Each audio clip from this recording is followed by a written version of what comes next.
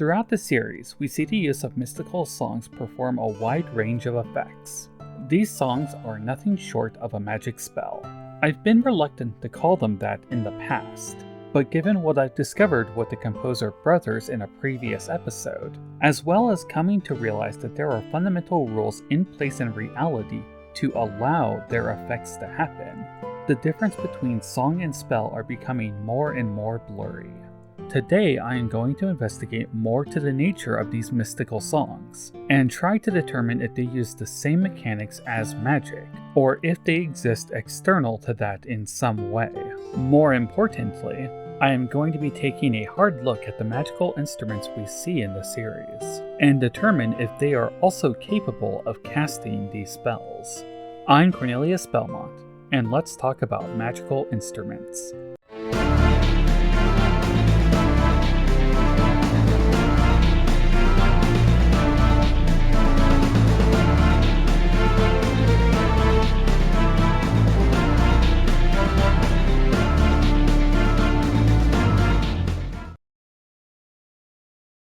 Thank you for watching the episode. These videos take a lot of time to create, so if you enjoy the content, please leave a like.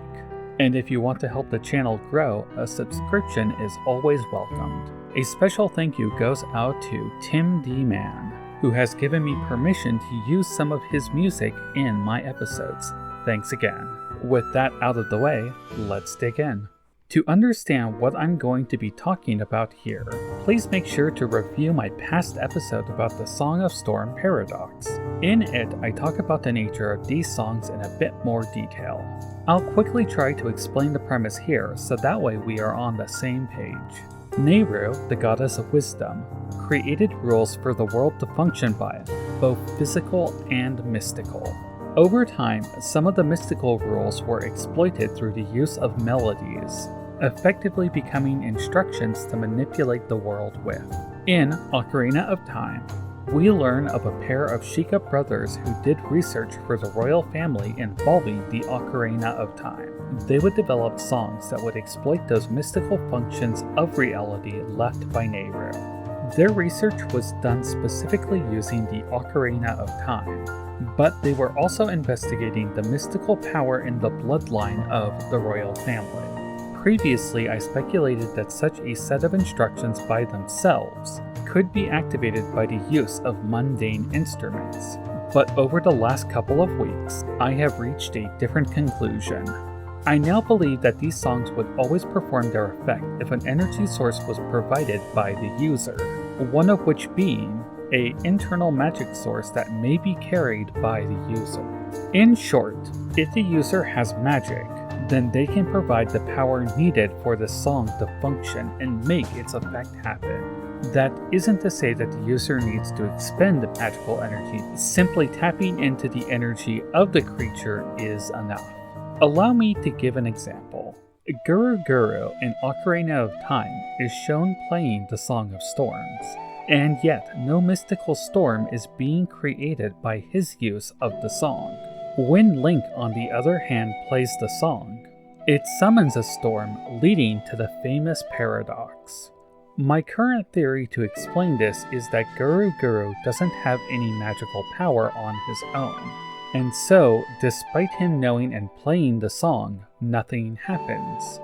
The mystical instructions he is sending out through the song are correct. It simply lacks a power source to make the effect take place. If we look at another song, the Sun Song, we can clearly see that Link is able to activate this song through the use of a mundane wooden ocarina. This song, though, clearly has a mystical element to it. Well, under my current logic, that is because Link has magical power, and so he passively powers the song. This also explains how he is able to perform the mystical songs in Majora's Mask. I would also speculate that if a person had magic and played one of these songs, they could actively suppress their magic in order to be able to play the song without its effect activating. While uncommon to do so, I imagine it would happen for situations like teaching the song to another, like what we see with Sheik and the Happy Mask Salesman. Such an act of magical suppression, I imagine, would be like flexing a muscle. Easy to do, but tiring over time.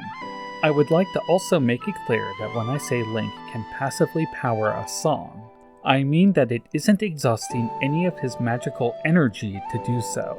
Powerful spell effects that we see in the games, such as the magic spells in Ocarina of Time like Din's Fire, the medallions in A Link to the Past, or the literal magic spells we see in Zelda 2. These all require a great deal of magical energy to use. Other instances of magical energy use that we see would be the wands in Breath of the Wild, which use up their durability in order to produce their magical effect. Elemental weapons in Breath of the Wild, however, do have a passive use that they can use, such as a flame weapon which is able to produce fire and keep its user warm. It can even light objects on fire, all without using durability. The item itself has enough magical energy in it that it can create these effects without using any of the energy up. So now, let's talk about the magical instruments we see in the games. First, it should be obvious that not every instrument we see in the games is going to be magical. For example, the horse call that we see in Twilight Princess simply has no magic to it. It is a tool to project a song into the air, like Epona's song. The instruments that we see in Link's Awakening are also likely not magical, mainly because they are all part of a dream.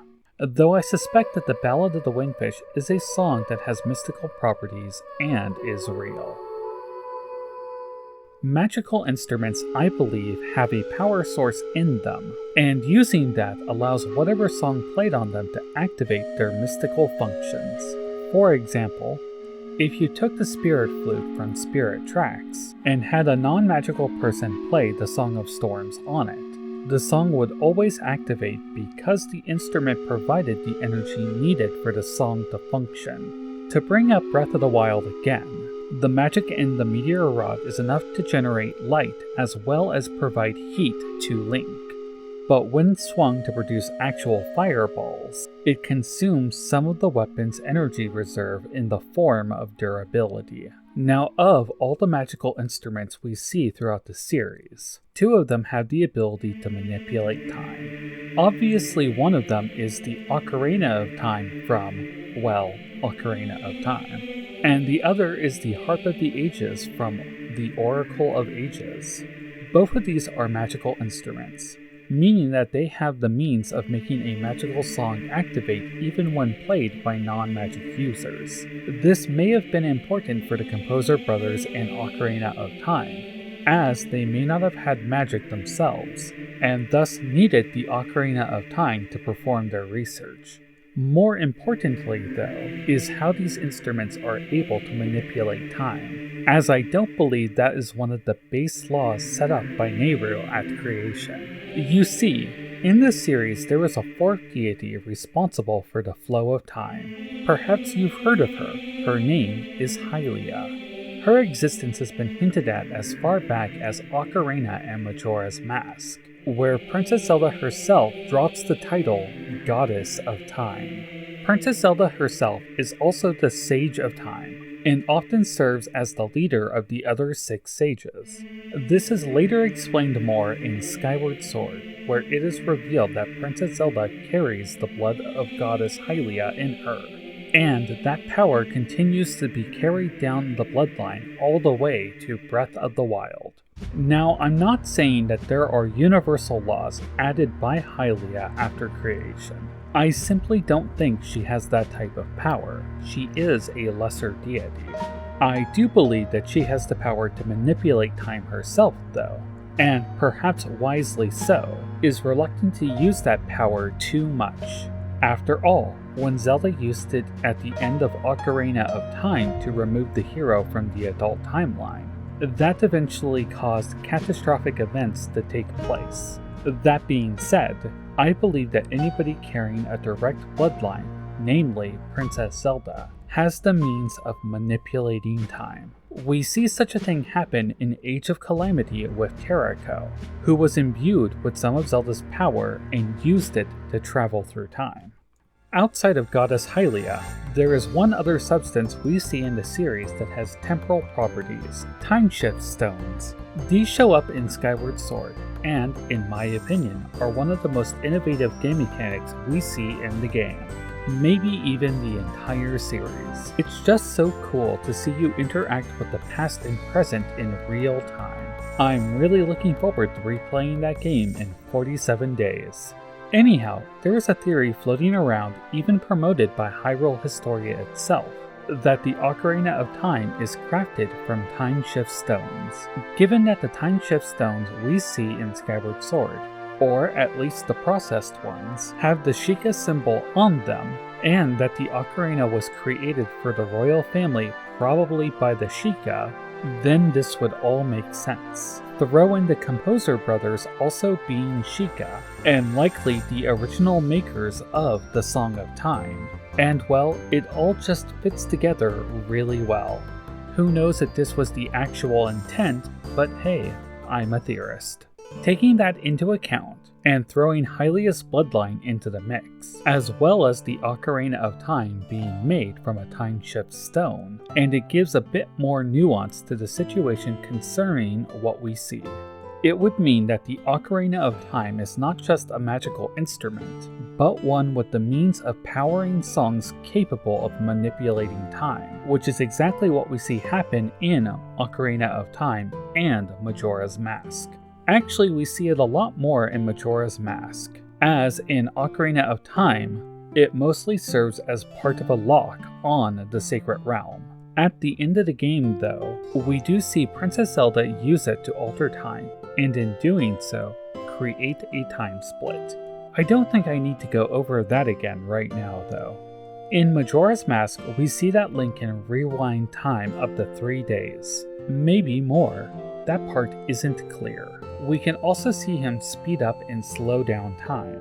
These are all properties of the Song of Time being powered by the Ocarina of Time, as Link doesn't have the bloodline of the goddess in him, that we know of at least. So what I end up walking away with is that magical instruments are capable of powering magical songs, and temporal instruments are capable of powering temporal songs. I imagine that Princess Zelda may be capable of using the songs we see from Majora's Mask, as well as being able to use them on any instruments, magical or not, because she herself is a magical power source that could power the songs, including the temporal songs such as the Song of Time variants. It's likely she is unaware of this though, or even the power she has at her disposal when she was a child in Ocarina of Time. Had she known, I imagine things would have played out much differently.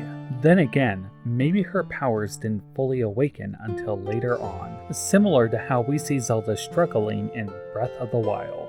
As for the Harp of the Ages, we might have to make a few assumptions. Given the line of logic I've presented here, we can conclude that it too is a temporal instrument capable of powering temporal songs. The Tune of the Ages would be better translated as the Melody of Time, and is a song that has similar properties to the Song of Time. The details are lacking because, well, it's a portable game made by a third-party company that didn't exactly track well with the rest of the series. But let's go ahead and run with it. I'd like to clear up that the Tune of the Ages should not be confused with the Song of Time. They are very distinctly different. Have a listen.